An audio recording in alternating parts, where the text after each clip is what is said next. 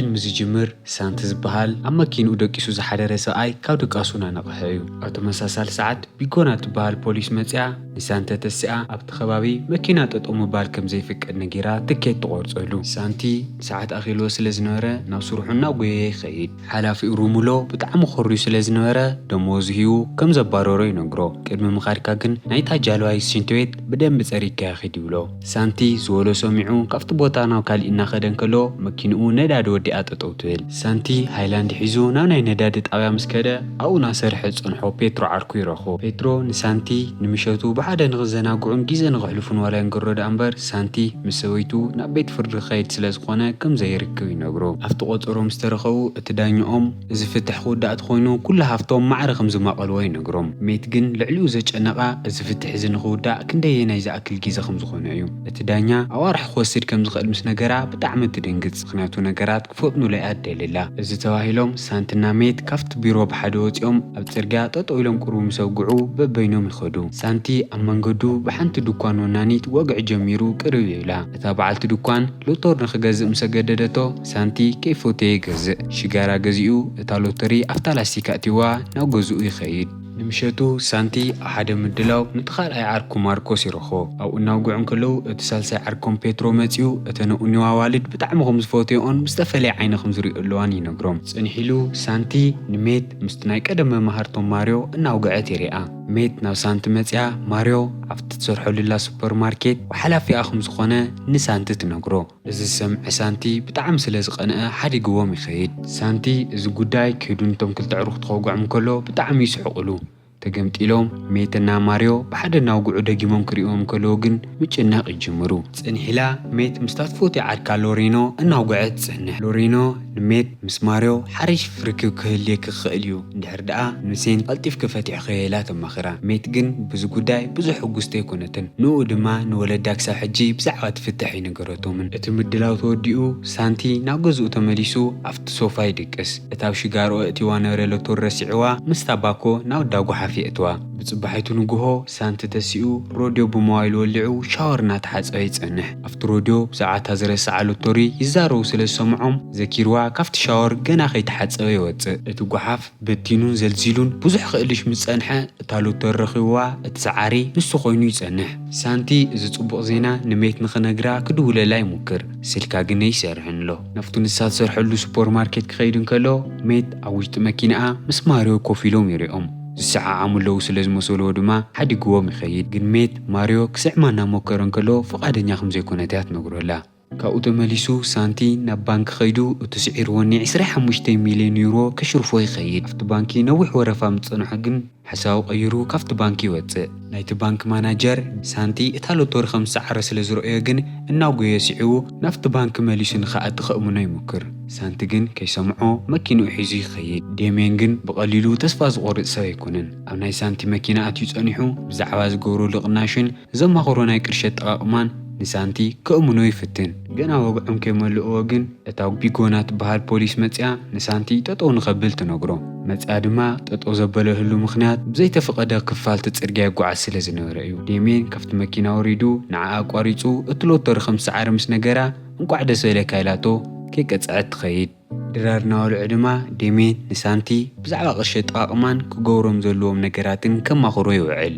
ዴሜን ንሳንቲ ብዛዕባ ህይወቱ ምስ ሓተቶ ከም ዝፋታሐሎ ምስ ፈለጠ ንሰበይትኻ ፍርቂ ዝቕርሺ ዝኽትበኣኻ እንድሕር ዳኣ ሕዚ ከይነገርካያ ስቑኢልካ ምስ ተፋታሕኹም እዚ ሎቶሪ ቅርሺ እንድሕር ኣሽሪፍካያ ግን ብምሉእ ንበይንኻ ክኸውን ኢሉ ንሳንቲ የማኽሮ። ሳንቲ ግን ንሜት እቲ ሓቂ ክነግራ እዩ ዝደልሎ።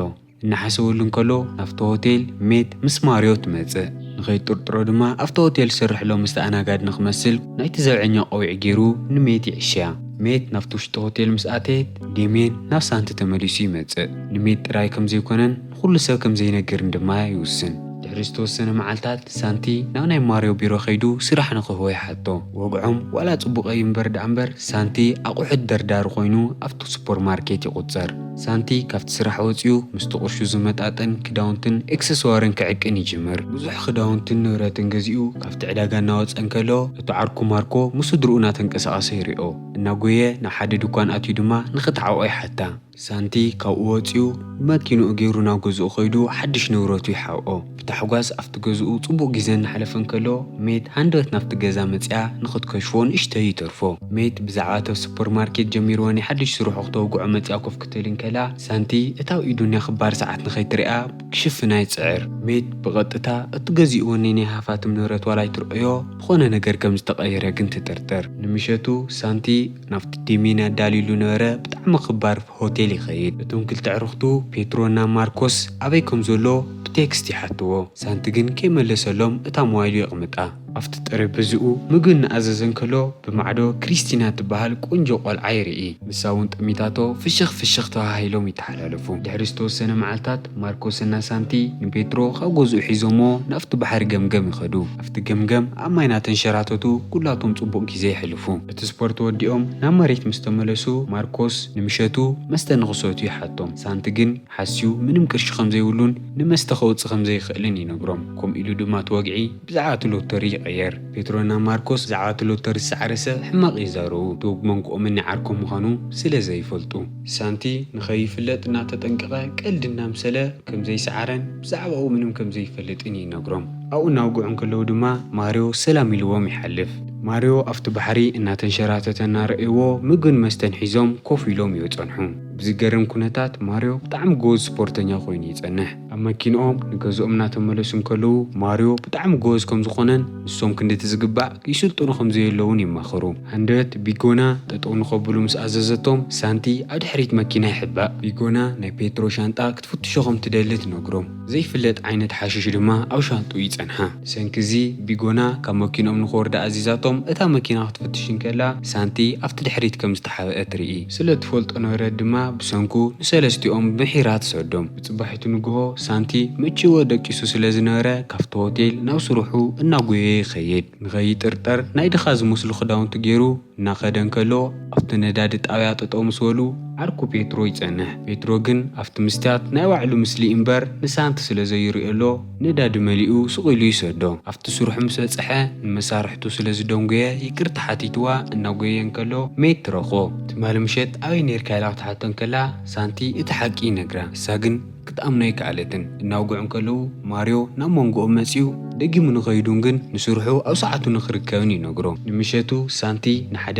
ኣሪስ ዝበሃል ናይ ኦሎምፒክ ጎበዝ ስፖርተኛ ኣብቲ ባሕሪ ምንሽርታት ንኸላምዶ ብዙሕ ቅርሺ ከፊሉ ይምጽኦ ኣብቲ ገምገም ከይዶም ብዙሕ ምስልጣንን ምምኽኻርን ይጅምሩ ኣሪስ ብዙሕ ዋንጫታት ክስዕር ካብ ዝገበርዎ ቴክኒካትን ምስጢራትን ድማ ንሳንቲ የካፍሎ ከምዚ ኢሎም ብዙሕ መዓልታት ምስ ጸንሑ ሓደ መዓልቲ ክልቲኦም ብሓደ እናኸዱን ከለዉ ማርዮ ተገሪሙ ይሪኦም ከመይ ኢሉ ሳንቲ ምዝጎዝ ናይ ኦሎምፒክ ተጫዋታይ ብሓደ ይስልጥን ኢሉ ድማ ንነውሲ ይሓትት ንምሸቱ እቶም ክልተ ዕሩኽቱ ንሳንቲ ደው ኢሎም ኣበይ ከም ዘሎን ምስ ኣሪስ ከም ዝተረኣየን ይነግርዎ ሳንቲ ሓቂ ከም ዝኾነ ክነግሮም ከሎ ሰኺርካን ታኪኸን ኸምበር እዚ ሓቂ ክኾነ ይኽእልን ኢሎም እቲ ስልኪ ዓፂዎ ድሕሪ ዝተወሰነ መዓልታት ሳንቲ ምስ ዴሜን እታ ናይ ሩሙሎ ጃልባ ንኽገዝኡ ይኸዱ ሩሙሎ እቲ ጃልቦ ክገዝእ ዝመጸ በዓል ሃፍቲ ሳንቲ ብምዃኑ ብጣዕሚ እዩ ተገሪምኒ ሳንቲ በቲ ሩሙሎ ልዒልዎ ነበረ ዋጋ ተስማሚዑ እታ ጃልባ ይገዝኣ ቅድሚ ምኻሪካ ግን እቲ ሽንተየት ጽሮ ጎይሉ ኣብ ጀሪካን ሒዝዎ ከም ዝኸይድ ይገብሮ ብጽባሒቱ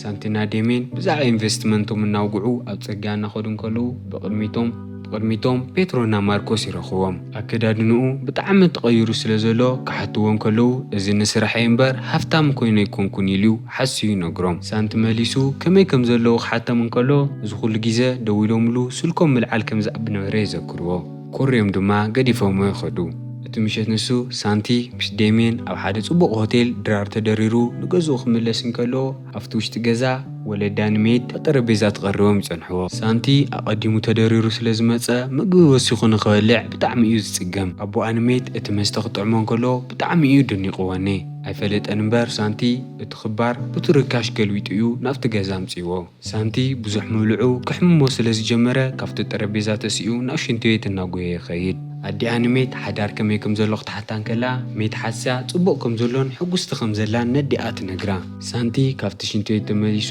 ኣብቲ ጠረጴዛ ኮፍ ምስ በለ ኣቦኣ እታ ክባር ሰዓት ኣብ ኢዱ ይርአ ሳንቲ ንኸይፍለጥ ሓስዩ ብጣዕሚ ርካሽ ሰዓት ምዃና ስለ ዝነገሮ እቶቦኣ ዝተወሰነ ቅርሺ ሂቡ ንኽገዝአሉ ይነግሮ። ሳንቲ ኣብቲ መኣዲ ተቐሪቡ እንከሎ ስልኩ ብተደጋጋሚ ይጽውዕ። ናቱ ከም ዘይኮነ እናተዛረበ ንኸየልዕሎ ብዙሕ ይስዕር። ሜት ካብቲ ወንበር ተሲኣ ስልኩ ንኸልዕል ክትነግሮን ከላ ሳንቲ ዓዊሉ ከም ዝፋትሑለዉ ንኽልቲኦም ወለዳ ይነግሮም። ብጽባሒቱ ሳንቲ ናብቲ ኩሉ ግዜ ዘዘናግዕሉ ሆቴል ምስ ተመለሰ ንክሪስቲና ደጊሙ ይርአ። ቅርብ ኢሉ ነፍሱ ምስ ኣፋለጣ ቁሩብ ምስ ኣውግዑ ናይ ሪል ስቴት በዓልቲ ሞያ ምዃና ይፈልጥ። ቢዝነስ ካርዳ ሂባቶ ድማ ይፈላለዩ። ንምሸቱ ሳንቲ ብእግሩ ናብ ገዝኡ እናተመለሰ እንከሎ እቶም ክልተ ኣዕሩኽቱ ፔትሮና ማርኮስ ኣብቲ ኩሉ ግዜ ዘዘናግዕሉ ባር ብሓደ እናሰተዩ ይሪኦም። ተባኢሶሞ ስለ ዝኾኑ ግን ናብ ሆቴሉ ተመሊሱ በቲ ዝገዝኦ ብዙሕ ንብረታት ምጭዋት ይጅምር። ይኹን ደኣ እምበር ሳንቲ ብዙሕ ቅርሺ ዋላ ኸቢብዎ እንከሎ ዝካፈሎ ሰብ ስለ ዘየለ ብጣዕሚ እዩ ሓዚንኒ። ሰንኪ እዚ ድማ ሳንቲ ናብ ደሜን ደው ኢሉ ንኹላቶም ኣዕሩኽቱ ንምሕጋዝ ትልሚ ከውፅእ ይጅምር። ብጽባሒቱ ንግሆ ፔትሮ ኣብ ስርሑ እናሰርሐ እንከሎ ሓንቲ ሰበይቲ መፅያ መልክዑ ተድንቆ ትጅምር። ከም ሞዴል ኮይኑ ክሰርሕ ይደሊ ተኮይኑ ድማ ተሓቶ። ፋዱስ ድማ ፔትሮ ንማርኮስ ረኺቡ ሓያል ሞዴል ክቕየር ከም ዝኾነ ይነግሮ። ሳንቲ ናብቲ ዳ ምግቢ ቤት መፅኡ በይኑ ኮፍ ይብል። እቶም ክልተ ኣዕሩኽቱ ብጣዕሚ ስለ ዝሓዘኑሉ ግን መፅኡ ምስኦም ኮፍ ንኽእል ይነግርዎ። ብዛዕባ ፔትሮ ረኺብዎኒ ሓድሽ ናይ ሞዴልና ስራሕ ንሳንቲ ክነግርዎ ከለዉ ብዙሕ ኣይተደነቐን። ኣብቲ ቀትሪ ንሱ ማርኮስ ኣብ ገዝኡ ምስቶም ክልተ ደቁ ብጣዕሚ እናተጨናነቐ ይጸንሕ። ሃንደበት ግን ሰበይቱ ናብቲ ገዛ መፅያ ማርኮስ ብዙሕ ቅርሺ ከም ውህብቶ ከም ዝተውሃቦ ትነግሮ።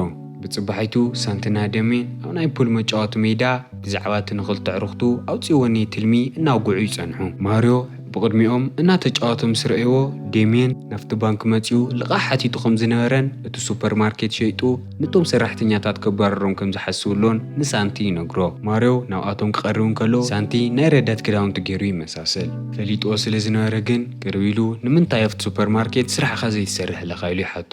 ናብቲ ሱፐርማርኬት ምስ ተመለሱ ንሜት ሓንቲ ሰራሕተኛ እዚ ሱፐርማርኬት ይዕፀሎ ዝበሃሎ ሓቂ ድዩ ኢላ ትሓታን ከላ ወግዒ እምበር ሓቂ ክኾነ ይኽእልን ኢላ ትምልሰላ። ሳንቲ ንሜት ብዛዕባ እቲ ዴሜን ዝበሎ ነገር ክዛረባ እናሰዓባ እንከሎ ማርዮ መፅኡ ቆርጾ መሊሱ ንዋዕሉ ትማሊ ንሳንቲ ጎልፍ እናተጫወተ ረኺበዮ ኢሉ ንሜት ይነግራ። ሜት ድማ በዚ ተናዲዳ ነገራት ኣብ ክንዲ ምምዕራይ ጎልፍ እናተጫወትካ ትውዕለኻ ምሽ ንገዛ ኣቢልካ ከይትመጽእ ኢላ ንሳንቲ ትነግሮ። ሳንቲ ተናዲዱን ሓሪቑን ካብቲ ሱፐርማርኬት እናወፀ እንከሎ ፔትሮና ማርኮስ ብጣዕሚ ክባርን ጽብቕትን መኪና ሒዞም ይመጽዎ። ንሳንቲ ሒዞምዎ ብጣዕሚ ተሃንጢኦም ድማ ካብቲ ከተማ እናሾፈሩ ይወፁ። ሳንቲ ተናዲዱ ስለ ዝነበረ ንምንታይ ንሱ ድሩ ዘድሊ ነገራት ከም ዘይገዝኡሉ ይሓቶ። ማርኮስ ድማ መሊሱ እስኻ እንታይ ገደሰካ ተቕርሽናትካ ኣይኮነን ኢሉ ክዛረቦ እንከሎ ተናዲዱ እዛ መኪና ገዚእኻያ ኢኻ ብናተይ ቅርሺ እዩ እቲ ቅርሺ ዝሃብኩኻ ህይወትካ ክትመሓየሸሉ እምበር ዘይዓቕምኻ መኪና ክትግዝአሉ ኣይኮነን ኢሉ እናተዛረቦ እንከሎ እታ መኪና ተንሸራቲታ ናብ ፀድፊ ትኸይድ። እናፀደፉ እንከለዉ ድማ ሳንቲ እቲ ዓብዪ ሚስጥሩ ዓዊሉ ንኹላቶም ይነግሮም። ብጽባሒቱ ንግሆ ንስራሕ እናተዳለዩ እንከለዉ ሜት ማርዮ ይድውለላ። ሳንቲ ቀኒኡ ድማ ንክሪስቲና ደው ኢሉ ንሜት ክኾርያ ይጅምር። ንምሸቱ ክልቲኦም ሳንቲ ኾነ ሜት ምስቶም ዝተቋፀርዎም ክሪስቲናን ማርዮን ምንም ጽቡቕ ምሸት ኣይሕለፉን። ሳንቲና ሜት ኣብ ተመሳሳሊ ሰዓት ናብ ገዝኦም ይምለሱ። ክልቲኦም ሓሲቦም ድማ በዓልቲ ነዓልቶም ንምቅና ጽቡቕ ግዜ ከም ዘሕለፉ ይዘራረቡ። ብጽባሒቱ ሜት ምስ ሓንቲ ዓርካን ከላ ማርዮ ደው ኢሉ ብዛዕባ ሱፐርማርኬት ይነግራ። ንኹላቶም ሰራሕተኛታት ኣኪቡ እቲ ሱፐርማርኬት ንኸይሽየጥ ብዙሕ ከም ዝፀዓረን ሕዚ ግን ከም ዝዕፀንሎን ይነግሮም። ሳንቲ ሜት ብጣዕሚ ሓዚናን ተናዲዳን ስለ ዝረኣያ ንኽረጋግዓ ናብ ድራር ይጋብዛ። እሺ ምስ በለቶ ሳንቲ ሰራሕተኛታትን ሼፋትን ቆፂሩ ጽቡቕ ግዜ ንኽሕልፉ እቲ ገዛ ምድላይ ይጅምር።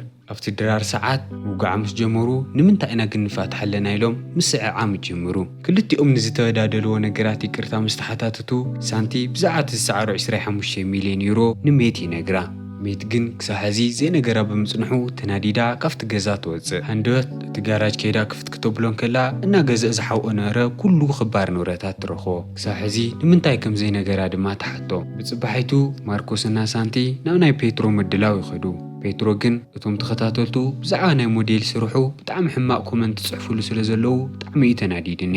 ክልቲኦም ፔትሮን ማርኮስን ድማ ሳንቲ ህይወቶም ከም ዘባላሸ ምምራር ይጅምሩ። ጽባሕቲ ንግሆ ሳንቲ ንደሜን ብንግሆ ደው ኢሉ ብዙሕ ትልምታት ከም ዘለዎ ይነግሮ። ምስ ተራኸቡ እቲ ቅርሺ ምስ ሜት ክመቐሎ ከም ዝደልን ህይወቱ ከይሓሰ ቅጽል ከም ዝደልን ንደሜን ነጊሩ ንመጠረሻ ግዜ ስለ ዝሪእሎ ሓቂፉ ይሰዶ። በቲ ወገን ሜት ምስ ዓርካ ሎሪኖ እናውግዐትን ከላ ሎሪኖ እቲ ቅርሺ ክሰርቀኪ እዩ ዝምክርሎ። ናይ ግድን ድማ ንፍርቂ ክንክትምልሲ ክትከስዮ የለኪ ኢላ እናተዛረበታን ከላ ናብ ሞባይላ ፍርቂ እቲ ናይ ሳንቲ ቅርሺ ናብ ባንካ ከም ዝኣተወ ትርኢ።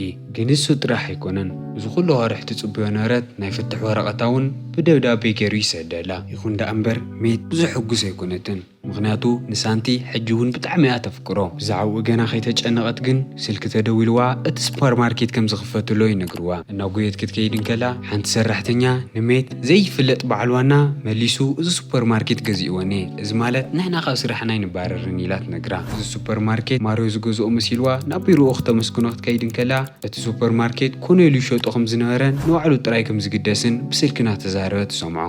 ማርዮ ይቕረ ንኽትብሎን እቲ ዝሰምዖቶ ጌጋ ከም ዝኾነን ከምኡና እናሞከሮን ከሎ ዴሜን ናፍቲ ክፍሊ ሃንደበት ይኣቲ።